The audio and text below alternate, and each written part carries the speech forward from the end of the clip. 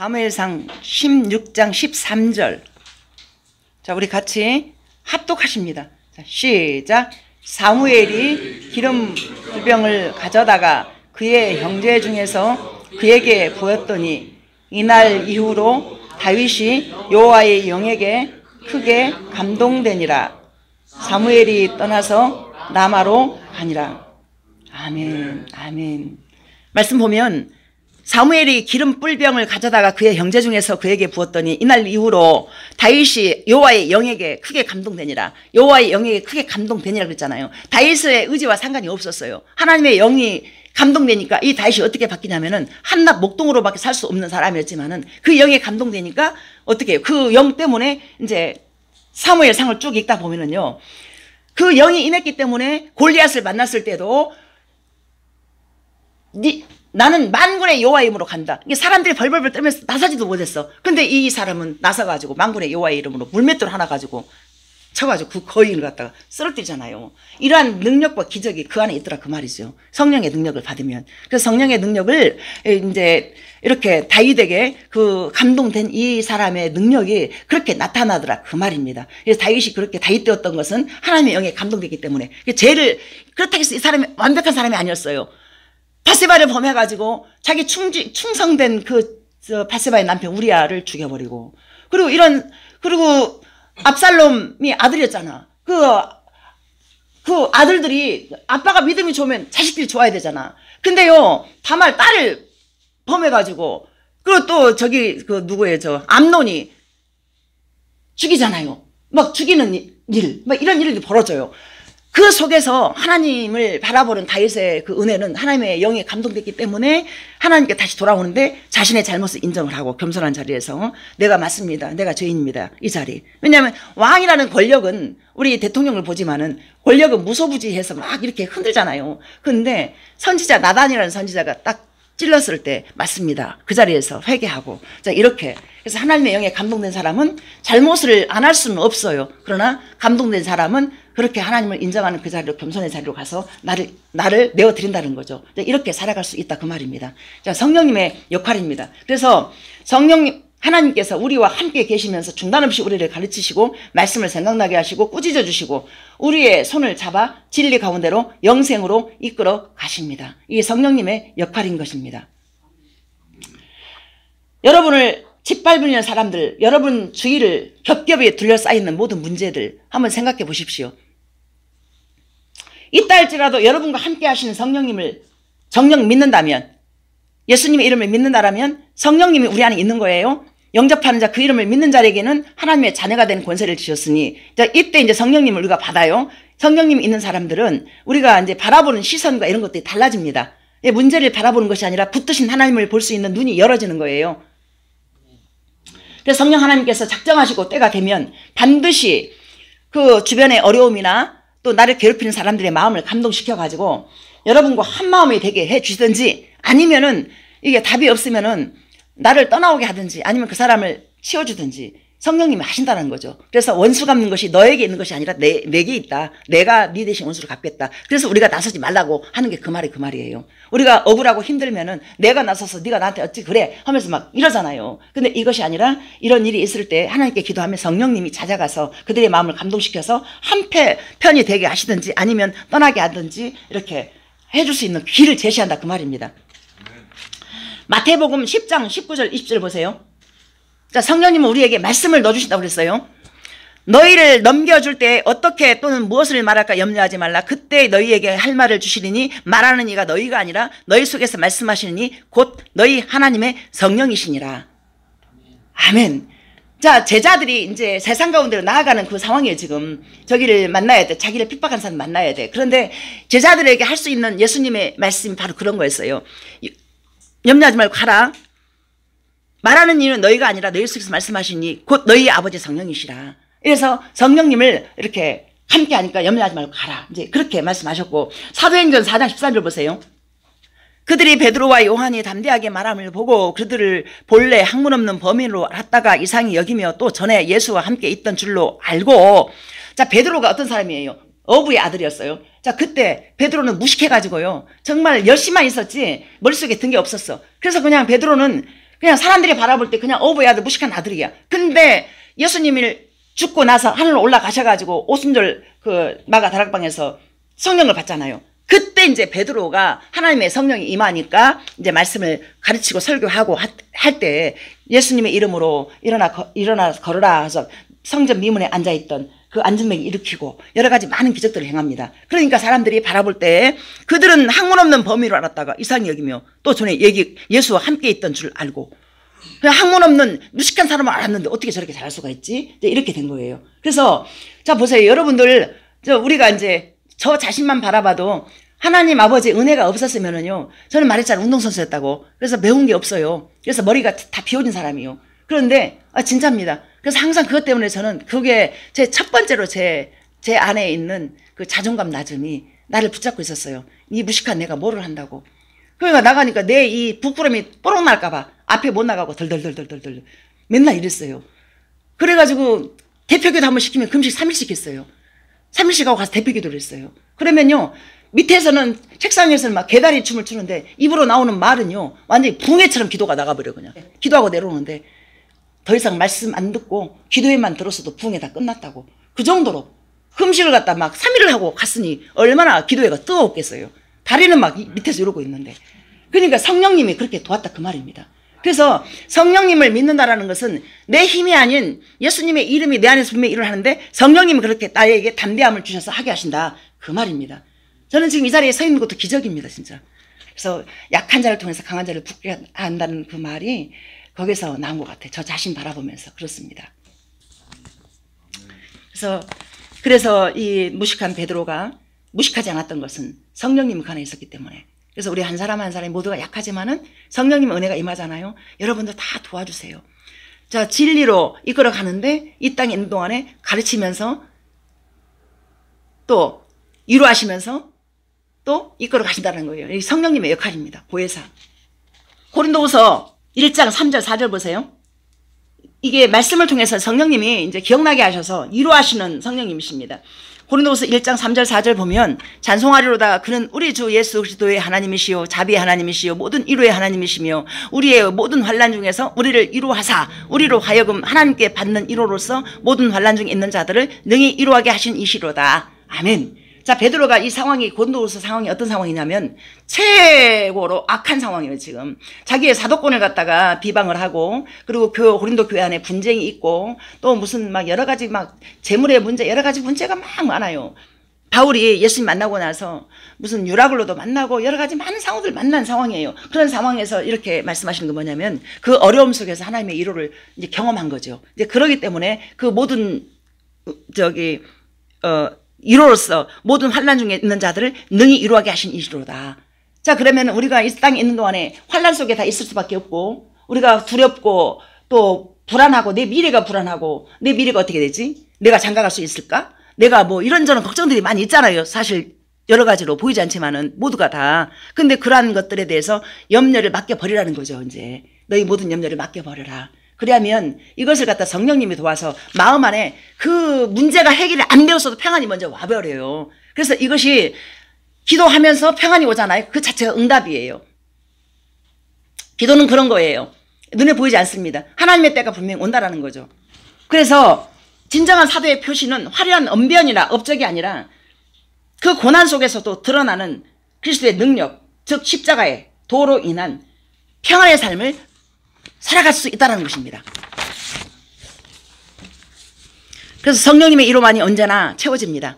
말할 수 없이 큰 아픔과 고통을 당할 그 사람들이 성령님의 위로 속에서 오히려 전보다 더 굳게 설 수 있는 까닭이 여기에 있는 것입니다. 여러분 힘드십니까? 답답하십니까?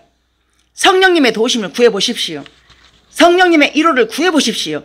성령님의 위로만이 여러분의 공허한 그 마음을 채워주시고 문제 해결의 선물로 허락하실 것입니다.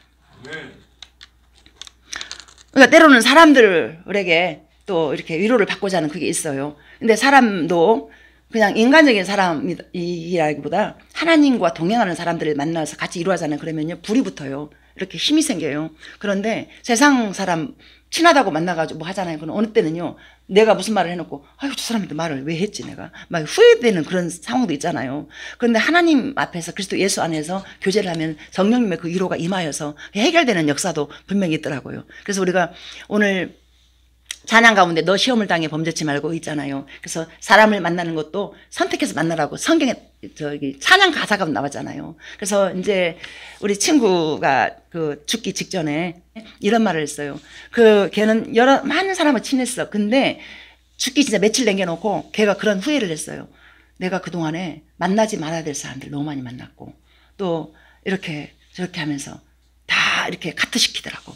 며칠 안 남았는데 다 차단 전화도 안 받아버리고 딱 3사람만 딱 선택을 했어요. 저하고 오른쪽에 그 아까 박한남 그하고 그리고 또 자기 신우 이렇게 해서 하더라고요. 그러면서 자기가 인생을 너무 착하고 성격 좋고 다 퍼주고 했던 사람인데 그렇게 죽기 직전에 그런 후회를 하더라고요. 그래서 우리가 만나야 될 사람이 누군지 만나지 말아야 될 사람이 누군지를 정리를 해서 우리가 만나야 된다는 거죠. 그래서 그 후회를 하더라고. 그래서 이제 우리가 이제 그러한 나에게 이제 물론 뭐 우리가 계산해가지고 유익된 사람 만나고 유익 안 준 사람 내버리고 그게 아니지만 그거는 아니에요. 그러나 예수님의 이름으로 전도할 대상이나 이런 사람들은 우리가 이제 성령님의 그래서 제가 이제 말씀 읽고 기도하면서 성령 충만을 받아 가지고 전도를 하러 가고 성령 충만을 받아서 일도 하고 그래야 내가 에너지가 끊이지 않게 그 에너지를 가지고 세상을 살아갈 수 있다는 것입니다. 그래서 여러분 끊임없이 말씀 읽고 기도하시라. 그것이 저는 말씀을 통해서 은혜를 받았기 때문에 제가 할 수 있는 그런 최고의 설교는 진짜 말씀 읽고 기도하시라. 자, 이것입니다. 어떤 사람이 어느 교회에서 이제 성경 암송대를 했어요. 근데 여러분 시편 23면 다 알잖아요. 저도 그걸 달달달 다 외우거든요. 근데 이제 다 외우고 다 이렇게 돌아갔어. 근데 어떤 나이 드신 장로님 한 분이 올라가서 다 했는데 이분은 여호와는 나의 목자시 내게 부족함이 없으리로다 했어요. 그 다음 이제 가야 되잖아. 근데 이걸 이렇게 하더니 또 여호와는 나의 목자신이 부족함이 없으리로다. 이거를 갖다가 한 6번인가를 하다가 사람들이 이제 그 다음 말을 갖다 막 해주는데 못 알아듣고 이러더니 딱 맺는데 뭐라고 맺냐면은 여호와는 나의 목자신이 내게 부족함이 없으리로다. 이거면 다지 않아요? 그러니까 사람들이 아멘 해버린 거예요. 아멘 했어요. 여호와는 나의 목자신이 부족함이 없으리로다. 그 한마디에 그게 다 들었기 때문에 이거면 다지 않습니까? 갖고 박수갈채가 나오고 그분이 1등 상 받았대요. 그래서 우리 여호와께서 나의 목자가 되어주셔서 이끌어가신 우리 인생이 부족함이 없다 그 말이에요. 여러분 성령님은 그렇게 이끌어 가시니까 여러분 한 절만 외우고 한번 다녀보세요. 나의 목자신이 부족함이 없다. 그 한 절만 다 외우기는 힘들다 치면 그거 다 외워버려 너무 좋겠지만은 로마서 5장 5절 보세요. 소망이 우리를 부끄럽지 하지 아니함은 우리에게 주신 성령으로 말미암아 하나님의 사랑이 우리 마음에 부음받음이니. 그래서 성령님의 능력은 다른 큰 능력도 있지만은 우리에게 사랑을 부어줍니다. 그래서 요한일서 4장 10절에 보면 사랑은 여기 있으니 우리가 하나님을 사랑한 것이 아니요 하나님이 우리를 사랑하사 우리 죄를 속하기 위하여 화목제물로 그 아들을 보내셨습니다. 아멘. 그래서 우리의 삶이 부끄럽지 않는 것은 하나님의 소망이 우리에게 부음받아서 그 사랑이 부어졌기 때문에 우리의 어떤 모습이라도 부끄럽지 않게 살 수 있다 그 말입니다. 인간의 잣대는 눈에 보여지는 모습 보고 정죄 판단하지만은 하나님의 소망이 부어지면은 그 눈이 예수님의 눈과 관점으로 바라보기 때문에 다 귀하게 보면서 그 사랑으로 쌓은 믿음을 가지고 함께 할 수 있다는 거죠. 그래서 함께 살아가는 거죠. 이 땅을. 그래서 성령 받은 초대교회 성도들이 자신들의 소유를 조금도 아까워하지 않고 필요한 사람들에게 나누어 줄 수 있었던 것은 그들의 소유의 가치가 없어서가 아니라 성령님께서 그들의 마음속에 사랑을 부어줬기 때문에 옆에 있는 가난하고 힘들고 어려운 사람이 눈에 보였다는 것입니다. 성령을 받은 사람의 증거는 바로 그런 것입니다. 손을 피는 것입니다. 로마서 15장 13절 보세요. 소망의 하나님이 모든 기쁨과 평강을 믿음 안에서 너희에게 충만하게 하사 성령의 능력으로 소망이 넘치게 하기를 원하노라. 아멘. 자, 소망. 이 하나님의 우리 사람들은 소망이 있기 때문에 이게 모든 상황을 붙으신 하나님 바라보면서 실망하지 않고 살 수 있다 이겁니다. 제가 말씀을 준비하다가 이제 우연찮게 제가 뭘 이렇게 발견을 했어요. 이게 뭐냐면 2008년도에 제가 통합 측에 있는 아동부에서 한 7, 80명 아이들을 제가 이제 이끌었나 봐요. 전도사로 사역을 하면서. 근데 그때 피크였어요. 피크. 나를 핍박하고 나를 다 이럴 때였어요. 근데 제가 감사 노트를 쓰다가 이제 어떻게 우연히 발견 2008년도가 그래요. 아동부 사역할 때 제가 예, 길지 않아요. 제가 읽어드리겠습니다. 시편 29편 11절 말씀. 여호와께서 자기 백성에게 힘을 주시며 여호와께서 자기 백성에게 평강의 복을 주시리로다. 시편 28편 8절이에요. 여호와는 저희의 힘이시오 그 기름 부은 자의 구원의 산성이로다. 주의 백성을 구원하시며 주의 산업에 복을 주시고 또 저희의 목자가 되사 영원토록 이끄소서. 제가 이제 기도를 했습니다. 사랑하는 하나님, 자녀 삼아 주시고 늘 새로운 힘 주셔서 평강의 복으로 넘치도록 은혜 주셔서 감사합니다. 하나님께서 제게 사명 주시고 내 머리에 기름 부으셔서 구원의 방패로 사용하신 것을 감사합니다. 하나님, 나의 목자가 되어주셔서 부족함 없게 하신 것도 감사합니다. 나의 산업에도 복 주신 것 감사합니다. 영원히 하나님 나라 가는 그날까지 선물로 허락하신 믿음 변치 않게 지켜주셔서 오직 하나님의 이름, 예수님의 이름만 높아지고 하나님의 뜻만 쫓아 완전하게 설 수 있도록 나를 도우소서. 하나님의 뜻이 하늘에서 이루어진 것 같이 이 땅에서 적은 자가 서 있는 이곳에서 하나님의 뜻이 이루어질 수 있기를 간절히 원합니다. 자, 이렇게 했고 그 다음에 감사 제목은 날마다 새로운 힘 주신 감사, 평강의 복 주신 감사, 나를 구원해 주시고 가정에 복 주신 감사, 나의 목자가 되어주셔서 부족함 없게 하신 감사, 언제나 감사의 마음 주신 것 감사. 자, 2008년도인데 감사할 수 없는 상황이에요. 모든 상황은 돈도 없고 속 썩이고. 근데 제가 이런 감사 편지를 써놨더라고요. 이 감사 편지가 지금 이게 빼곡빼곡 가득 들어있어요. 그 어렵고 힘들 때 눈물로 혼자 골방에서 기도하면서 이렇게 하나님 만나주신 그 은혜가 나를 갖다가, 그래서 밖에 나가면은 저 혼자 하면 그냥 팔팔 살아있어요. 그냥 죽어있는 배추가 아니야. 팔팔 살아있어. 그냥 막 뛰어다니고 그냥 막. 그래서 저 혼자 만나면 다 기분 좋아진다 했어요. 그랬어요. 근데 그때 쉬운 날이 아니었단 말입니다. 근데 뒤돌아보니까 이렇게 이것이 아프다 이것이 아니라, 그래서 우리가 이제 광야를 걸으면서 고난을 당할 수밖에 없지만은 이 광야로 끝나버리면 안 되잖아요. 그런데 광야를 허락하신 하나님 앞에 이렇게 이제 감사를 하면 그 광야를 허락한 하나님을 볼 수 있는 눈이 열어진다는 거예요, 여러분. 그 눈이 저한테 있었던 것 같아요. 그래서 하나님 그 은혜가 여기까지 이끌어 오신 것입니다. 그래서 여러분들 광야를 걷고 있다라면, 아니 하나님 나라 가는 그 순간까지 우리 광야예요. 왜냐하면 환난 속에 있으니까. 근데 그 광야를 붙으신 하나님을 바라보면서 힘있게 살아가는 것이 맞다 그 말입니다. 예수님의 이름 믿으면서 성령님 의지하시면서 한번 살아보시라 그 말입니다. 진짜 믿음 가지고 한번 살아보십시오. 그래서 나중에 정은자 목사님 이런 말씀 하시더니 이 말씀이 맞았습니다. 그때가 분명히 올 거예요. 아멘입니까? 아멘입니다. 자, 그러한 하나님을 성령님 의지해서 여러분 모두가 다 우리 한나라 가는 그 순간까지 함께 서로 격려하고 의지하면서 그렇게 함께 서로 힘주면서 살아갑시다. 아멘. 로마서 15장 16절을 보세요.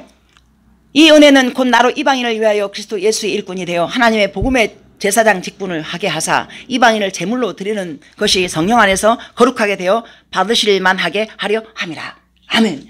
자, 레위기 11장 4절 보면 나는 너희의 하나님이 되려고 너희를 애굽 땅에서 인도하여 낸 여호와라. 내가 거룩하니 너희도 거룩하라. 이렇게 말씀하고 있습니다. 자, 거룩은 우리가 행동을 잘해서 우리가 뭐 나쁜 짓 안 해서 그게 거룩이 아니에요. 그냥 예수님 믿는 자체가 거룩인 거예요, 여러분. 예수님께서 모든 핏값으로 우리를 덮었잖아요. 그 안에 믿음으로 들어갔을 때 그 거룩이 이루어지는 거예요. 자, 그 안에 들어간 사람은 우리 안에서 갈등이 일어나요. 갈등. 우리 안에서 우리가 하지 말아야 될 일, 해야 될 일 있잖아요. 그러면 거룩한 갈등이, 싸움이 일어나 우리 안에서. 이 자체가 거룩인 거예요. 아멘 되어집니까? 예수님 믿지 않으면요, 나쁜 길을 가도 그냥 아무 생각 없이 가버려. 근데 예수님 믿잖아요. 우리 안에 성령님이 갈등을 일으켜요.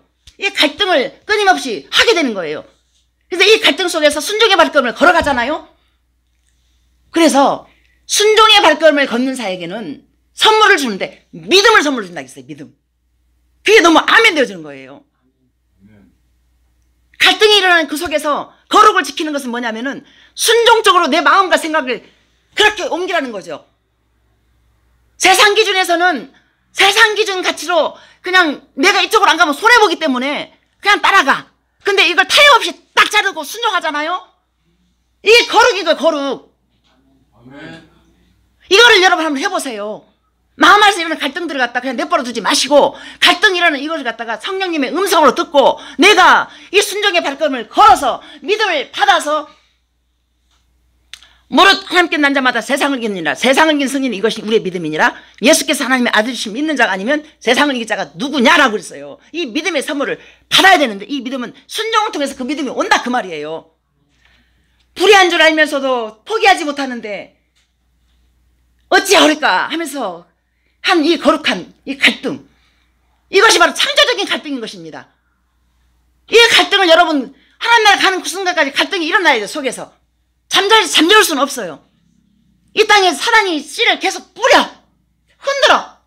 그래서 나팔꽃이 있잖아요.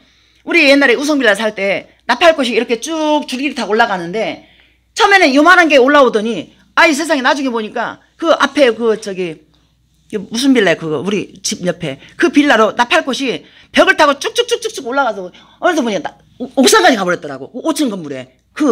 우리가 24년 살았잖아요. 지금은요, 그 나팔꽃이 희한하게 안 죽더라고요. 올라가는데, 이 나팔꽃이 올라갈 때 그냥 올라간 것이 아니라, 이렇게 보이지 않는 떨림이 있대요. 나팔꽃이. 떨려가지고, 이 앞에 나가는 꽃망우리가 이렇게 올라가잖아요. 그럼 계속해서 나팔꽃이 살아있는 거예요. 근데 만약에 나팔꽃이 떨림이 없잖아요. 그러면 이게 힘이 빠져가지고 죽어버린대요. 그래서 여러분, 우리 안에서 거룩하게 일어나는 이 갈등들 있잖아요.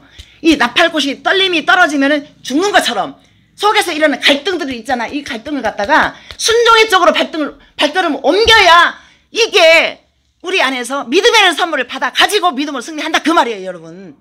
아멘. 믿음을 가진 자마다 세상을 이긴다고 그랬잖아요. 그 믿음은 순종을 통해서 그 믿음이 오는 거다 그 말이에요. 갈등은 다 할 수 있습니다. 갈등하셔야 됩니다. 그 갈등이 순종적으로 옮기셔가지고 한번 계속해서 한번 나아가 보십시오. 고린도후서 3장 17절 보세요. 주는 영이시니 주의 영이 계신 곳에는 자유가 있느니라. 자, 성령님과 함께하는 사람은 어떤 상황 속에서 자유를 얻습니다. 자, 제가 보세요.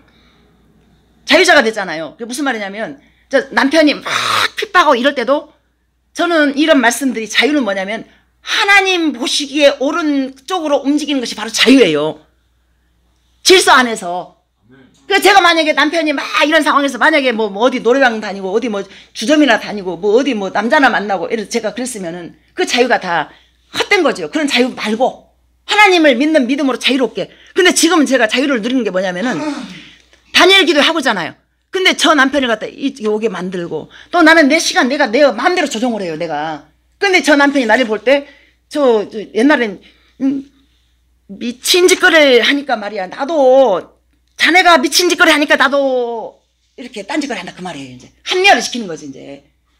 그렇게 해서 계속 그렇게 했거든요. 근데 지금은 이제 내가 무슨 말을 하든지 뭐를 하든지 100% 이제 믿어주고 따라와주고, 이제 왜냐하면 이제 저 아내가 옳다는 거 알기 때문에. 자, 이런 자유 말입니다, 여러분. 이런 자유. 이제 누가 보더라도 내가 하는 모든 것이 뭐 100% 옳지는 않겠지만은 그래도 이제 이런 인정받는 움직임이 자유라는 거예요, 여러분. 이런 자유를 진리 안에서, 예수 안에서, 성령 안에서 그 자유롭게 살자 그 말입니다. 어떤 사람이 결혼한 다음 날부터 밤낮 울고 살던 신부가 참다 못해 친정엄마를 찾아왔습니다. 친정엄마 하는 말, 야, 네가 참고 살아야지. 옛날엔 다 그랬었어요. 근데 만약에 그 신부가 이제 나를 찾아와서 상담을 한다라면 다르죠. 참고 살아야 돼. 그러면 이제 부수적인 얘기가 붙겠지요. 지금 이래도 만약에 그 남편 헤어져서 딴 사람하고 살아. 다 똑같습니다. 똑같은 갈등이 있고 완벽한 내 짝 없어요. 제가 볼 때 문제 없는 거 같잖아. 근데 그 속에 들어가면 다 문제가 있다는 거죠. 우리 정년남이 부부 좋잖아요. 금술 좋고 좋아요. 근데 그 안에 들어가잖아요. 우리 정년남이 나랑 맨날 날마다 통화하는데 걔 그동안 몸부림을 엄청 울었어요. 그 남편이 뭐 못해서가 아니에요. 그렇게 나랑 너는 다 달라. 나랑 너의 개체는 다 달라. 그러나 이제 하나님을 믿으면은 기준 가치가 달라지기 때문에 그 안에 들어가서 이제 덮어가면서 사는 게 바로 부부라는 거예요.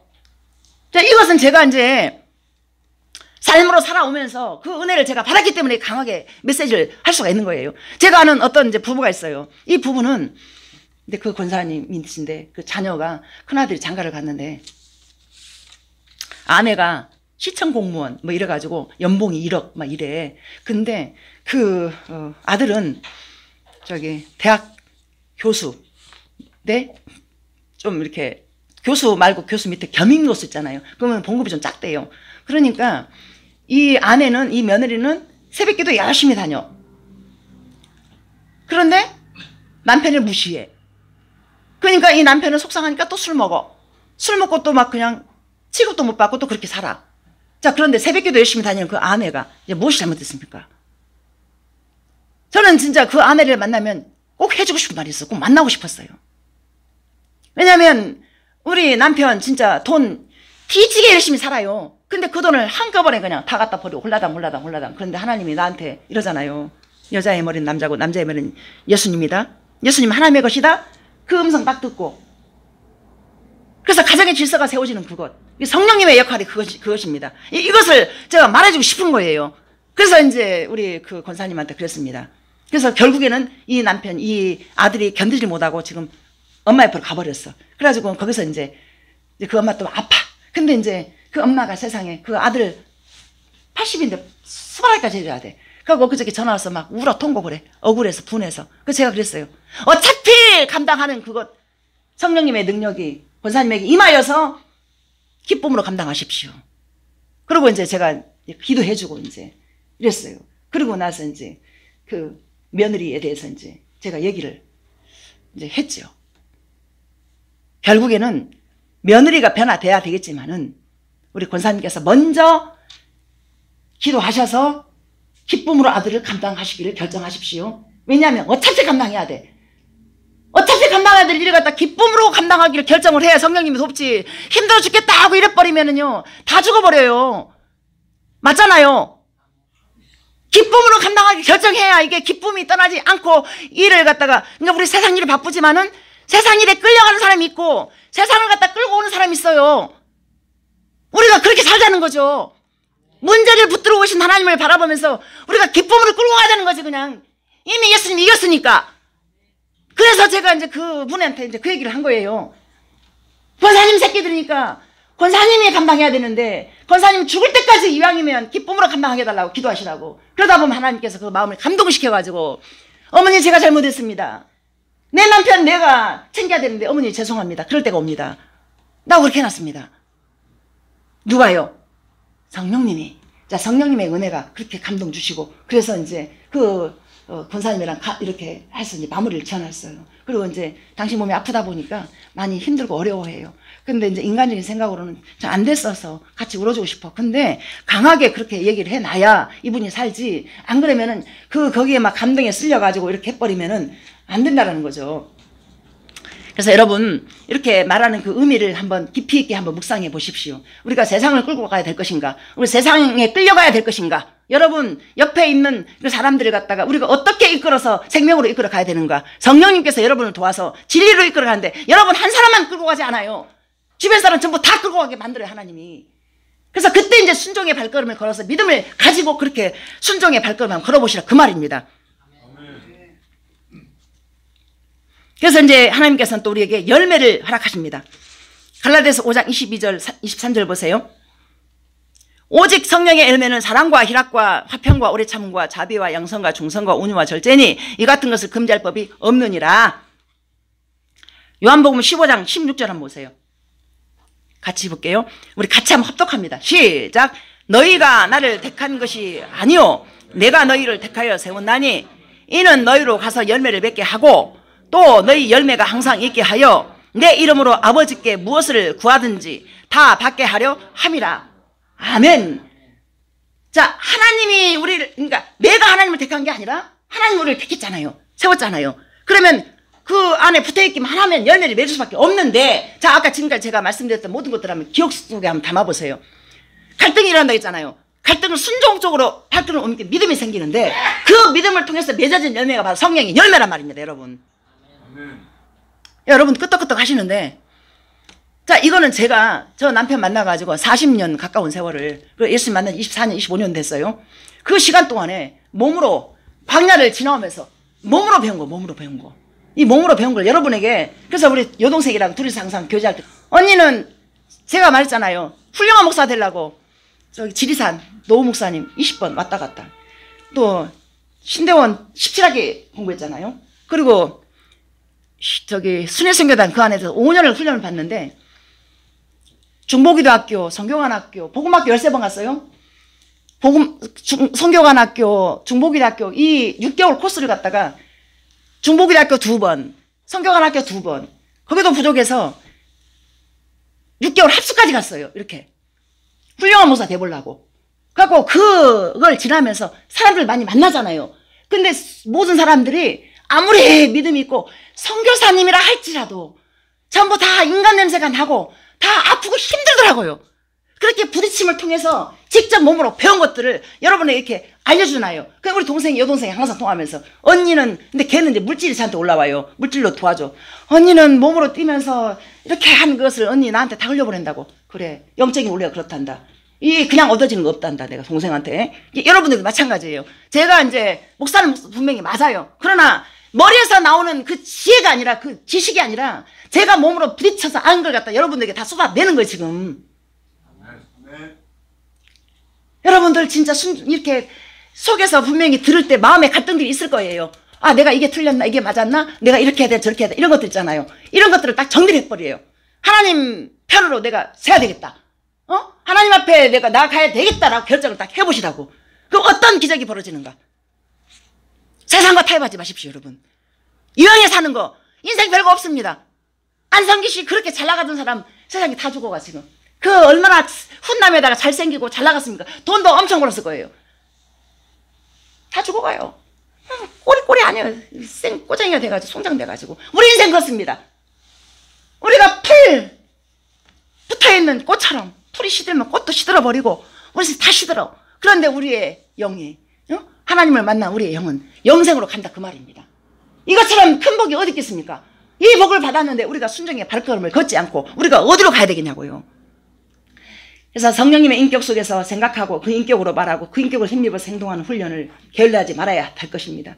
남편과 아내 또 부모와 자식이 형제와 형제가 성도와 성도가 그리스도에서 참 화평을 누리는 근거가 바로 거기에 있는 것입니다. 진정한 화평 이것은 내가 예수님 만나서 그 예수님의 이름으로 상대방을 덮어가는 것 이해하는 것 배려하는 것 이것이 바로 화평과 화목의 도구. 예수님께서 우리를 덮었듯이 그 은혜가 임하여서 덮어가야 형제들 간에도 부모 자식 간에도 또 주변의 모든 사람들 안에도 관계할 때 모든 것들이 그렇게 바보가 돼야 돼요. 내가 똑똑해서 이 사람 틀렸어 이거 밟아버리면은요 나부터 죽어. 그러니까 하나님께서 원수 갚는 게 너에게 있지 않다 나에게 있다 라고 말씀하고 있어요.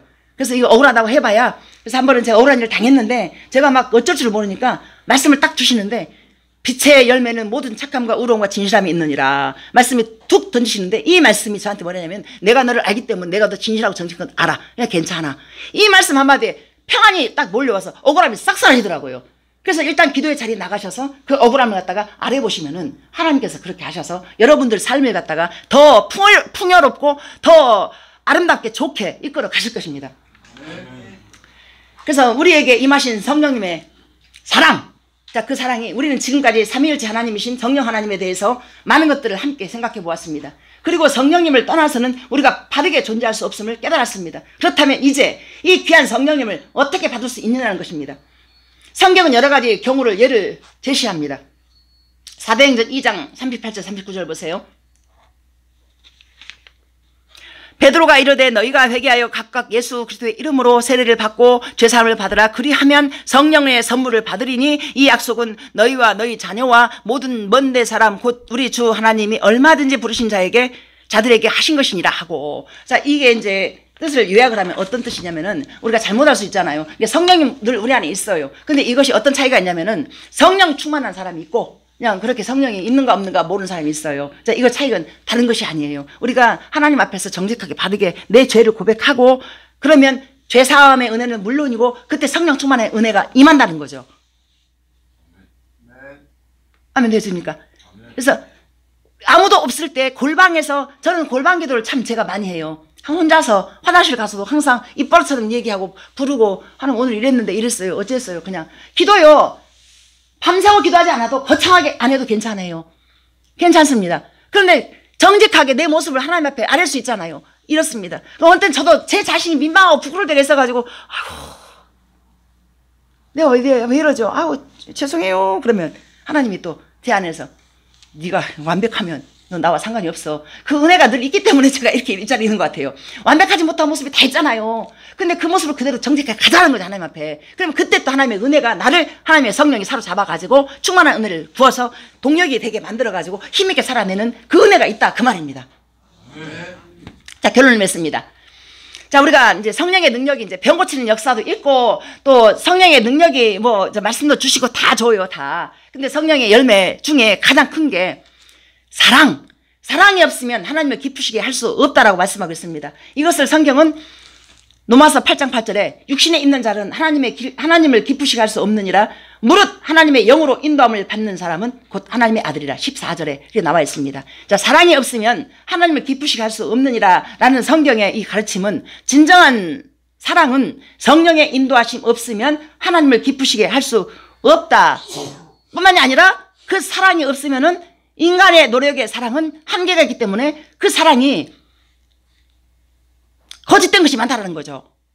그래서 제가 이제 우리 엄마나 우리 남편을 애씀으로 막 하다가 뭐 예를 들어서 옛날에 지금은 괜찮아요. 나쁜 짓 할 때 이제 나도 모르게 막 빗자루 들잖아요. 막. 그러면 사랑이 있는 것입니까? 없는 거잖아요. 자, 그런데 나쁜 짓을 해도 뭐를 해도 내 눈이 어느 때는요. 불쌍히 하는 마음 때문에 와 하고 울면서 통곡을 해요. 이 남편을 불쌍히 해달라고.